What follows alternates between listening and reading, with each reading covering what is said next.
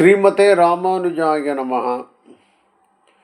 நாம் இந்த பதிவில் பார்க்க இருப்பது நாச்சியார் திருமொழி, 7ஆம் திருமொழி. விசேஷமான பதிகம் இது. என்னோட அபிப்பிராயம், நம்ம சக்கரம் சுதர்சனங்கிறதுல என்ன சுதர்சனாஷ்டகம் அப்படின்னு தேசிகன் எழுதியிருக்கார், அங்கங்கே படிச்சிருக்கோம். ஆனால் பாஞ்சஜன்யத்துக்கு மேலேயே ஒரு பதிகம்னா அது இது தான்.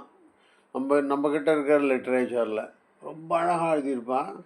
ஆண்டாள் ஒரு காதலியாக, பெருமாள் மேலே அதிக அன்புடைய ஒரு பெண்மணியாக, கற்பூரம் அந்த பாஞ்சஜன்யத்தோடு பேசுகிற மாதிரி இருக்கும். பாருங்க, ரொம்ப அழகான பதிகம் இது.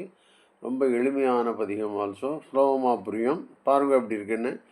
கற்பூரம் நாருமோ கமலப்பூ நாருமோ, திருப்பவளச் செவ்வாய்தான் தித்தித்திருக்குமோ, மறுப்பொசித்த மாதவந்தன் வாய்ச்சுவையும் நாற்றமும் விருப்புற்று கேட்கின்றேன் சொல்லாழி வெண்சங்கே அப்படின்னு பாஞ்சஜன்யத்தை கேட்குறேன்.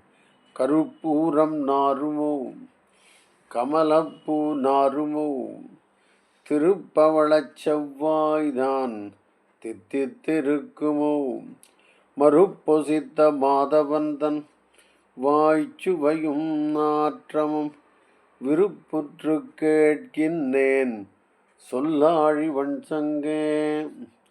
இதில் நம்ம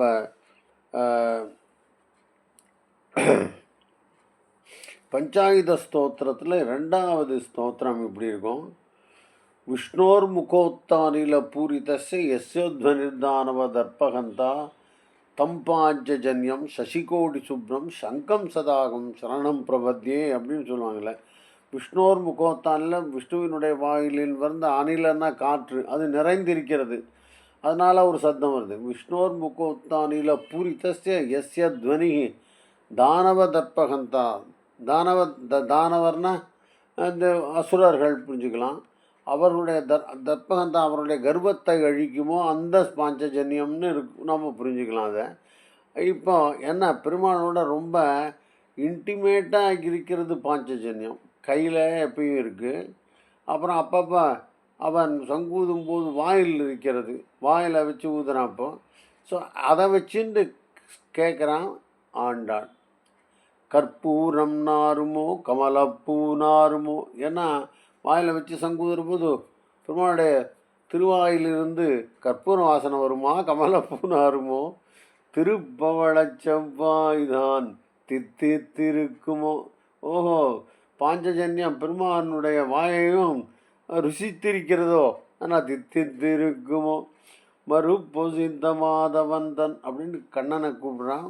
அந்த கோலையாபீடத்தின் கொம்பை முறித்து அந்த மாதவந்தன் வாய்ச்சுவையும் தித்திருக்குமோ, தித்திருக்குமோ வாய்ச்சுவையும் நாற்றமும் கமலப்பூ நாருமோ அப்படிங்கிற விருப்புற்று கேட்கின்றேன் சொல்லாழி வெண்சங்கே.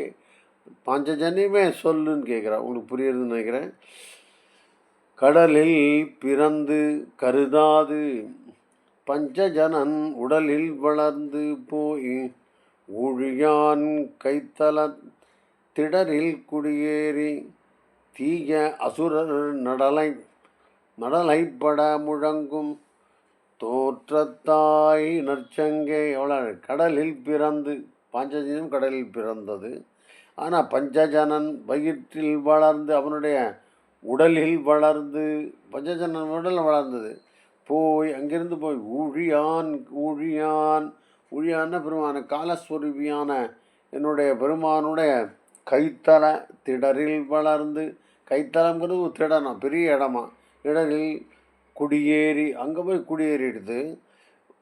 தீய அசுரர் நடலை பட முழங்கும், தீய அசுரர்கள் நடலைப்பட வருத்தப்படும்படியாக, அவர்கள் பயப்படும்படியாக, நம்ம சொல்லுவோம் இல்லையோ, சகோஷோ தாத்தராஷ்டிரானாம் ஹிருதயானி விதாரயத்து, அந்த ஹிருதயானி விதாரத்து இதயங்கள் பிளக்கும்படியாகங்கிறத நடலை பட முழங்கும் தோற்றத்தாய் நற்சங்கே அப்படின்னு சாதாரணமாக கொண்டாடுறார் இந்த இடத்துல.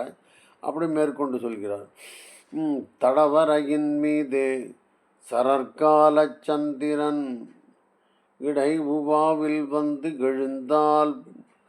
எழுந்தாலே போல் நீயம் மதுரையாரும் மன்னன் வாசுதேவன் கையில் குடியேறி விற்றிருந்தாய் கோலப் பெருஞ்சங்கே. தடவரையின் மீதே பெரிய மலையிலேருந்து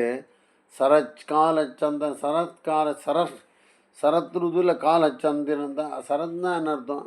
இந்த மழை முடிஞ்சு பனிக்காலம் வரத்துக்கு முன்னாடி அந்த சந்திரன் ரொம்ப பிரகாசமாக இருக்கும். ஏன்னா மேகமெல்லாம் இருக்காது, ரொம்ப பெரிய சந்திரனாக நமக்கு காட்சி தரும். அந்த சந்திரன் இடை உவாவில் வந்து எழுந்தாலே போல், திடீர்னு மேலே வந்தான், இடைய வந்து எழுந்தார் போல நீயும் அந்த என்ன பண்ணியிருக்கேன். வடமதுரையார் மன்னன் வாசுதேவன் கையில், பெருமாள் பெரிய மலை போல இருக்கான்.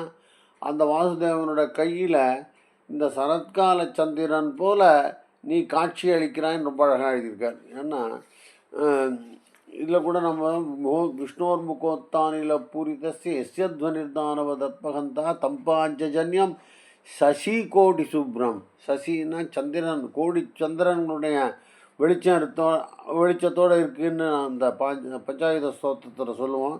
அதே மாதிரி இங்கேயும் சொல்கிறாவும், சந்திரன் மாதிரி பெரிய மலையில் உதித்த சந்திரன் மாதிரி பெருமானுடைய கையில் நீ குடியேறி வீற்றிருந்தாய் கோலப் பெருஞ்சங்கே. கோலன்னா அழகிய பெரிய சங்கமே அப்படின்னு சொல்கிறார். சந்திர மண்டலம் போல் தாமோதரன் கையில் அந்தரம் ஒன்றின்றி ஏறி அவன் செவ்வியில் மந்திரம் கொள்வாயே போலும் பலம்புரியே இந்திரனும் உன்னோடு செல்வத்துக்கு ஏலானே. சந்திர மண்டலம் போல் தாமோதரன் கையில் அந்தரம் ஒன்றின்றி குடியேறி அவன் செவியில். அந்தரம் ஒன்றின்னா ஒரு ப்ரைவசி இல்லாமல் எல்லாருக்கும் தெரியும்படியாகன்னு அர்த்தம். அந்தரம் ஒன்றின் ரகசியம் கிடையாது. ஒரு கையில் சங்கு வச்சுட்டு இருக்கான் பெருமான், அவனோட காதில் போய் ரகசியம் பேசுகிறதா. செவியில் மந்திரம் கொள்வாயே போலும், மந்திரங்களை ஏதோ உங்களுக்குள்ள ரகசியம் பேசிக்கிற மாதிரி போலும் பலம்புரியே. அப்படிப்பட்டிருக்கிற பலம்புரியே நீர் இந்திரனும் உன்னோடு செல்வத்துக்கு கேளானே. அந்த இந்திரனிடம் உன்னுடைய ஐஸ்வர்யத்துக்கு ஒப்பாக மாட்டான் அப்படின்னு இந்த பாசுரத்தை சொல்கிறார். சந்திர மண்டலம் போல் தாமோதரன் கையில் அந்தரம் ஒன்றின்றி ஏறி அவன் செவியில் மந்திரம் கொள்வாயே போலும் பலம்புரியே இந்திரனும் உன்னோடு செல்வத்துக்கு ஏலானே. உன்னுடைய ஐஸ்வர்யத்துக்கு முன்னாடி இந்திரனும் ஒன்றும் இல்லைன்னு புரிஞ்சுக்கலாம். உன்னோடு உடனே உருகடலில் வாழ்வாரை இன்னார் இணையார் என்று எண்ணுவார் இல்லைகான் மன்னாகி நின்ற மதுசூதன் பாக்யமுதம் பன்னாளும் உண்கின்னாய் பாஞ்சஜன்யமே. உண்மையான பொறாமை இதுதான் ஆண்டாளுக்கு. பெருமானுடைய வாயமுதத்தை சுவைக்கிறது பாஞ்சஜன்யம். பாருங்க, உன்னோடு உடனே ஒரு கடலில் வாழ்வாரை, உன்னோடைய சேர்ந்து பல சங்குகள் வந்திருக்கும் கடலில். அதெல்லாம் இன்னார் இணையார் என்று எண்ணுவார் இல்லை. இவன் இப்படிப்பட்டவன் இப்படி இருக்கிறான் அப்படின்னு மற்ற சங்குகளை பற்றி யாரும் எண்ணுவார் இல்லைகான். மன்னாகி நின்ற, மன்னாகினா இந்த உலகத்துக்கு சக்கரவர்த்தியாக நின்ற, மன்னனாக நின்ற மதுசூதன் பாக்யமுதம் பன்னாளும், தொடர்ந்து பல காலமாக பிறகாலும் உண்கின்னாய் பாஞ்சஜன்யமே. அர்த்தமானவங்களுக்கு உன்னோடு உடனே உருகடலில் வாழ்வாரை இன்னாறு இணையார் என்று எண்ணுவார் இல்லைகான். இன்னதான் இவன் பேர், இது இணையார்னா இப்படிப்பட்டவர், இவருக்கு இந்த புகழெல்லாம் இருக்குது அப்படின்னு மற்ற சங்குகளை பற்றி யாரும் பேசுவதில்லை. அதான் அர்த்தம். மன்னாகி நின்ன மதுசூதன் பாயமுதம் பன்னாளும் உண்கின்னாய் பாஞ்சஜன்யமே போய் தீர்த்தமாடாதே நின்ற புணர்மருதம் சாய்த்தீர்த்தான் கைத்தலத்தே ஏழை குறிகொண்டு செய் தீர்த்தமாய் நின்ன செங்கண்மால் தன்னுடைய வாய் தீர்த்தம் பாய்ந்தாட வல்லாய் பலம்புரியே போய் தீர்த்தமாடாதே நின்ற புணர்மருதம் சாய் தீர்த்தான் கைத்தலத்தே ஏறி குடிகொண்டு செய்தீர்த்தமாய் நின்ன செங்கண்மால் தன்னுடைய வாய் தீர்த்தம் ஆட வல்லாய் பலம்புரியே. பாருங்க எப்படி இருக்கான்னு. முதல்ல இங்கேருந்து முடிக்கலாம். நின்ற புணர்மருதம் சாய் தீர்த்தான் கைத்தலத்தை ஏறி குடிகொண்டு நின்றன்னா இணைந்து நின்ற இரண்டு மருத மரங்களை சாய்த்தானே அந்த கண்ணன். அதான் சாய் தீர்த்தான், சாய்த்து அவைகளை அழித்தானே அந்த அவனுடைய கைத்தலத்தை ஏறி குடிகொண்டு அவனுடைய கைத்தலத்தில் இருந்து கொண்டு நீ என்ன பண்ணுற? தீர்த்தமாய் நின்ன செங்கண்மால் தன்னுடைய வாய் தீர்த்தம் பாய்ந்தாட நீ என்ன பண்ண? தீர்த்தம்னா உயர்ந்த தீர்த்தமான இப்போ தீர்த்தகரஹா அப்படின்னு பெருமாளுக்கு திருநாமம். தீர்த்தகரன்னா என்ன அர்த்தம்? நம்மை சுத்தம் செய்பவன் அர்த்தம். ரொம்ப பரிசுத்தமாக்கக்கூடியவன் தீர்த்தகரன். அந்த தீர்த்தமாய் நின்று அப்படிப்பட்ட செங்கண்மால் தன்னுடைய நீ வெளியில் போய் தீர்த்தம் ஆட வேண்டாம். அதனை தன்னுடைய வாய் தீர்த்தம் பாய்ந்தாட அவனுடைய வாய் தீர்த்தமான அவனுடைய வாயமுதத்தில் நீ தினமும் குளிக்கிற, அவன் அது தீர்த்தமாடுற. நீ போய் தீர்த்தமாடாதே. நீ வெளி உலகத்துக்கெல்லாம் போய் தீர்த்த ஸ்தலங்களெல்லாம் போய் தீர்த்தமாட வேணும் அப்படின்னு அவசியம் இல்லை. நீ தீர்த்தமாய் நின்ன செங்கல் மால் தன்னுடைய வாய் தீர்த்தம் பாய்ந்தாட பெருமானுடைய வாய்முதத்தில் தீர்த்தமாட வல்லாய் வலம் புரிய. உங்களுக்கு அர்த்தம் புரியுதுன்னு நினைக்கிறேன். போய் தீர்த்தமாடாதே நின்ற புணர்மருதம் சாய் தீர்த்தான் கைத்தலத்தே ஏறி குடிகொண்டு தீர்த்தமாய் நின்ன. செய்னா மிக உயர்ந்த தீர்த்தம். செய்னா ரொம்ப தள்ளி இருக்கிறது, இல்லை உயர்வான அந்த தீர்த்தமாய் நின்ன செங்கண்மால் தன்னுடைய வாய் தீர்த்தம் பாய்ந்தாட வல்லாய் பலம்புரியே செங்கமல நான் மலர் மேல் தேன்னுகரும் அண்டம்போல் செங்கட்கருமேனி வாசுதேவனுடைய அங்கைத்தலமேனி அன்னவசம் செய்யும் சங்கரையா உன் செல்வம் சால அழகியதே. பார்க்கலாங்கிறது. செங்கமல நான் மலர் மேல் தேன்னுகரும் அன்னம் போல் ஒரு தாமரை மலர், அதில் ஒரு அன்னப்பறவை உட்காண்டு அந்த தாமரையில் இருக்கிற தேனை பருகுவது போல் நீ என்ன பண்ணின்னு இருக்க? செங்கட்கருமேனி வாசுதேவனுடைய சிவந்த கண்கள், ஆனால் உடம்பு கருப்பாக இருக்கிற வாசுதேவனுடைய அங்கைத்தலம் ஏறி அழகிய தாமரை போன்ற அவனுடைய கையில் ஏறி உட்காண்டிருக்க நீ. அது அங்கே மேலே அன்னம் எப்படி தாமரைப்பூவில் உட்காண்டிருக்கோ அது மாதிரி தாமரை போன்ற பெருமானுடைய கையில் அந்த அங்கைத்தலத்தான் ஏறி அன்னவசம் செய்யும். சாதாரணமாக சாப்பிட்டுட்டு பறவையெல்லாம் பறந்து போயிடும் தேன் அறிந்து விட்டு. ஆனால் நீ என்ன பண்ணுற? தலைமேறி அன்னவசம் செய்யும் அந்த அமுதத்தை பெருமானுடைய வாயமுதம் அதை அனுபவிச்சுட்டு அன்னவசம் செய்யும். அன்னவசம்னா என்ன அர்த்தம்? சாப்பிட்டப்புறம் நம்ம ஒரு சின்ன குட்டி தூக்கம் போடுவோம் பாருங்க, அதான் அன்னவசம்.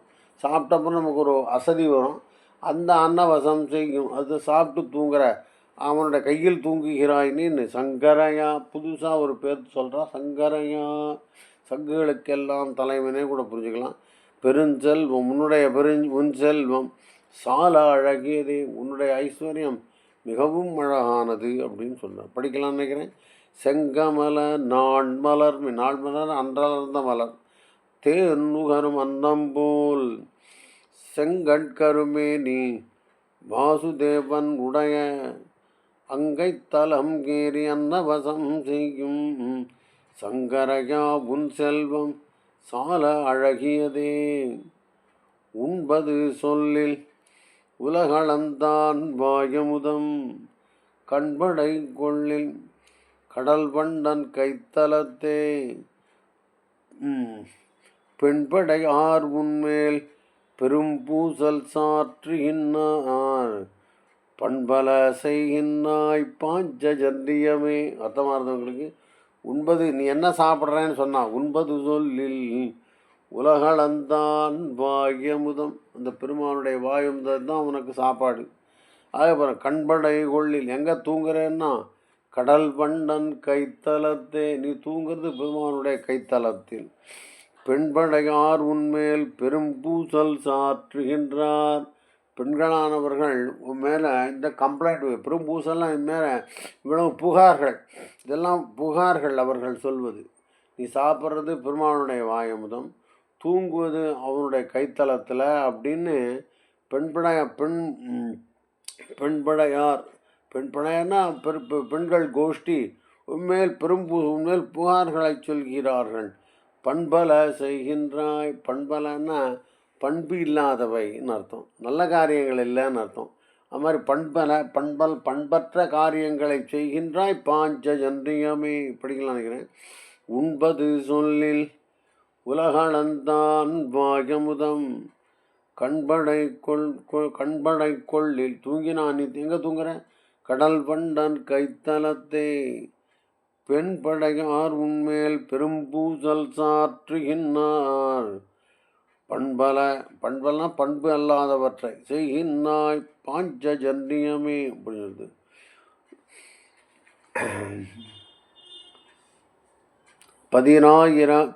பதினாயிரமாயிரவர் தேவிபார் பார்த்திருப்ப மதுவாயில் கொண்டாற்போல் மாதவன் தன் வாயமுதம் பொதுவாக உண்பதனை புக்குனி உண்டக்கால் சிதையாரோ உன்னோடு செல்வ பெருஞ்சங்கே. பதினாயிரம் ஆகிறவர் தேவிமார் பார்த்திருப்ப, ஆயிரக்கணக்கான தேவிமார்கள் நேர அவர்கள் பார்க்கும்படியாக மது வாயிற்கொண்டாற்போல் மாதவன் தன் வாயமுதம் பொதுவாக உண்பதனை அவன் பார்க்குறான். இது எல்லாரும் பொதுவாக அவனுடைய பெருமானுடைய வாயமுதத்தை அனுபவிக்கிறவர்கள் இந்த தேவிமார்கள். மதுவாயிற்கொண்டாற்போல் மாதவன் தன், அவெல்லாம் சேர்ந்து சாப்பிட்ற அந்த அமுதத்தை வாயமுதம் பொதுவாக உண்பதை, நீ எல்லாருக்கும் மேலே நீயே சாப்பிட்ற, பொதுவாக உண்பதனை புக்குனி உண்டக்கால். 10,000 தேவிமார்கள் கழித்து அருந்தக்கூடிய அந்த பெருமானுடைய வாயமுதத்தை நீ ஒருவனாகவே உண்டக்கால், அதை பார்த்தா உண்டக்கால் சிதையாரோ அவர்கள் வருத்தப்பட மாட்டார்களோ உன்னோடு செல்வ பெருந்தங்கே. படிக்கலாம் நினைக்கிறேன். 10,000 தேவிமார் பார்த்திருப்ப மதுவாயிற்கொண்டாற்போல் மாதவன் தன், ஏதோ மது குடித்தா மாதிரி குடிச்சுன்னு ஜாலியாக இருக்கேன்னு அர்த்தம். வாயமுதம் பொதுவாக உண்பதனை புக்கு நீ உண்டக்கால், அவர்கள் பொதுவாக உண்கின்ற அந்த பெருமானுடைய வாயமுதத்தை நீ ஒருவனாகவே உண்டக்கால் சிதையாரோ அவர்கள் மனம் வருத்தப்படாதோ உன்னோடு செல்வ பெருந்தகையே.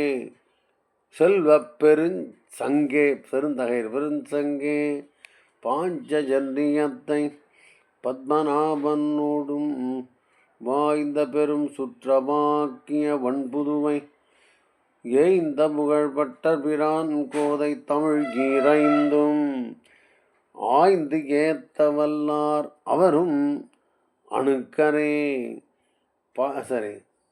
பாஞ்சஜன்யத்தை பாஞ்சஜன்யம் தானே இது. பாஞ்ச சந்நியத்தை பத்மநாபனோடும் ஏய்ந்த பெரும் சுற்றமாக்கிய இந்த பாஞ்சஜன்யத்தையும் பெருமானுடைய சொந்தக்காரராக்கிட்டாலாம் இந்த ஆண்டாள். இல்லை பெருமானுடைய உடம்பின் ஒரு பகுதியாகவே ஆக்கி விட்டாள்னு புரிஞ்சுக்கலாம். பெருஞ்சுற்றம்னு அப்படி புரிஞ்சுக்கலாம். ரொம்ப நெருங்கிய அந்யோன்யமான சொந்தமாக்கி விட்டாள் பாஞ்சஜன்யத்தை. ஆறு வன்புதுவை ஏய்ந்த புகழ்பற்ற பிரான் கோதை பெரியாழ்வாருடைய புத்திரியான ஆண்டாள் அந்த தமிழிரைந்தும் ஆய்ந்து ஏத்த வல்லார். ஆய்ந்து ஏத்தன்னு ஆராய்ச்சி செய்து புரிந்து கொண்டு அனுபவித்து சொல்ல வல்லார்கள். அவரும் மனுக்கரை அவரும் பெருமானுக்கு சொந்தக்காரர்கள் தான். பெருமானுக்கும் பெருமானோடு சேர்ந்தவர்கள் தான். பெருமானுடைய சுற்றமும் தான் அவர் அப்படின்னு நம்ம புரிஞ்சுக்கலாம், படிக்கலாம். பாஞ்சஜன்யத்தை பத்மநாபனோடும் வாய்ந்த பெரும் சுற்றமாக்கிய வன்புதுவை ஏய்ந்த புகழ்பற்ற பிரான் கோதை தமிழ் இறைந்தும் ஆய்ந்து ஏத்த வல்லார் அவரும் அணுக்கரைனா பெருமானுக்கு நெருக்கமானவர்கள் புரிஞ்சுக்கலாம். ஸ்ரீமதே ராமானுஜாய நமஹ.